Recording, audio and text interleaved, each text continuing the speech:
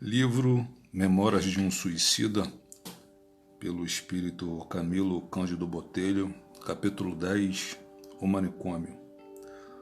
Não nos furtaremos ao desejo de transcrever as sensacionais impressões suscitadas ao nosso raciocínio pela segunda visita da série programada pela Previdência do irmão Teócrito, a bem da nossa instrução, na tarde do dia imediato ao que em que visitáramos a torre. Abriram-se de par em par os magníficos portões do manicômio, permitindo-nos passagem como se fôramos personagens gradas. Como tão bem indiciada a sua denominação, o manicômio recolhia as individualidades cujo estado mental, excessivamente deprimido pelas repercussões originadas do efeito do suicídio, lhes impossibilitasse a faculdade de raciocinar normalmente. Era o diretor do manicômio, antigo psiquista natural da velha Índia, berço da sabedoria espiritual da terra, conhecedor profundo da ciência esotérica da alma humana, lúcido, experiente, alienista, cujos cabelos nevados a escaparem em torno de alvo turbante afiguravam formosa coroa de louros, comprovando-lhe os méritos adquiridos no trabalho e no devotamento a seus irmãos infelizes. Seu nome, um nome cristão, adotado após a iniciação na luz redentora do cristianismo, seria João. O mesmo apóstolo venerando que lhe legendara os arcanos radiosos da doutrina imaculada, a que sempre se devotara desde então. E como irmão João, simplesmente foi que conhecemos essa encantadora personagem sobre cujos ombros pesava a tremenda responsabilidade dos enfermos mais graves de toda a colônia, suficientemente materializado a fim de melhor permitir-nos compreensão. Irmão João acusava tez amorenada, como geralmente a têm os hindus, grandes olhos percrustadores, fronte ampla e inteligente, cabelos completamente encanecidos e estatura elevada.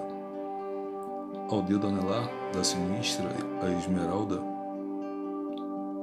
que indiciava sua qualidade de médico, assim como ao alto do turbante, pois, em verdade, não víramos ainda um só daqueles sábios iniciados que se trajassem com as mesmas particularidades apresentadas pelos demais companheiros, exceção feita pelos sacerdotes, que preferiam conservar a alva sacerdotal atendendo a injunções circunstanciais. Extremamente simpatizados por essa figura veneranda, rodeávamos-o sem mais cerimônias, como se de longa data o conhecêssemos, atraídos pelas esplêndidas vibrações que lhe eram naturais. Enquanto ia ele demandando o interior do importante estabelecimento que comprovávamos rigorosamente montado sob os reclamos da fraternidade inspirada no divino amor cristão, assim como nas exigências da ciência médico-psíquica. Antes de tratarmos de qualquer assunto interessante, esclareceu gentil e atencioso, deverei certificar-vos de que meus queridos pupilos são inofensivos, como entidades anormalizadas pelo sofrimento que são. Alguns existem ainda em estado de alucinação, outros imersos em prostração impressionante, a requisitarem de nossos cuidados zelos especiais, conforme vereis.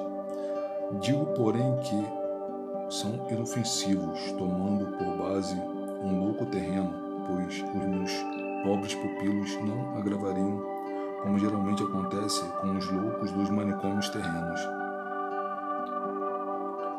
Todavia são portadores dos mais nefandos perigos, não só para homens encarnados, mas até para espíritos não ainda imunizados pelas atitudes mentais sadias e vigorosas, razão pela qual temo-los separados de vós outros, mantendo-os isolados.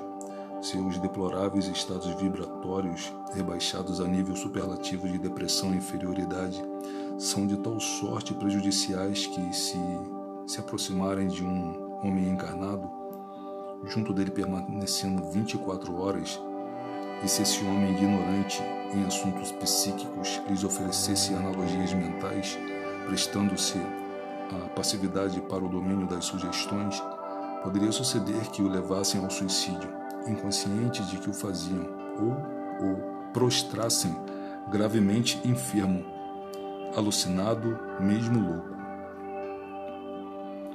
Junto a uma criatura poderão matá-la de um mal súbito se o pequenino ser não tiver ao redor de si alguém que, por disposições naturais, para si atraia tão perniciosas irradiações, ou uma terapêutica espiritual imediata que os salvaguarde do funesto contágio que, no caso, será o efeito lógico de uma peste que se propagou. Impressionado, Belarmino perquiriu carregando o senho. Como poderia dar-se um caso melindroso desse, irmão João? Com que então existem tais possibilidades sob as vistas da lei sábia do Criador? Como hei de compreendê-las sem prejudicar meu respeito pelas mesmas? O interlocutor esboçou gesto de indefinível amargura e retrucou com sabedoria. A lei da divina providência, meu filho, estatuiu e preconizou o bem. Assim, o belo, como padrão supremo para a harmonia em todos os setores do universo. Distanciando-se desse magnífico princípio, trilha evolutiva incorruptível, o homem responsabilizar-se-á por toda a desarmonia em que se reconhecer enredado. Tais casos, como os de que tratamos, têm possibilidades de se verificar e são resultantes de infrações cometidas pelos nossos estados de imperfeição, prejuízos desagradáveis e constantes da inferioridade do planeta que se dão. Convém notificar, porém, que não estou afirmando que tais casos sejam frequentes, mas que poderão acontecer.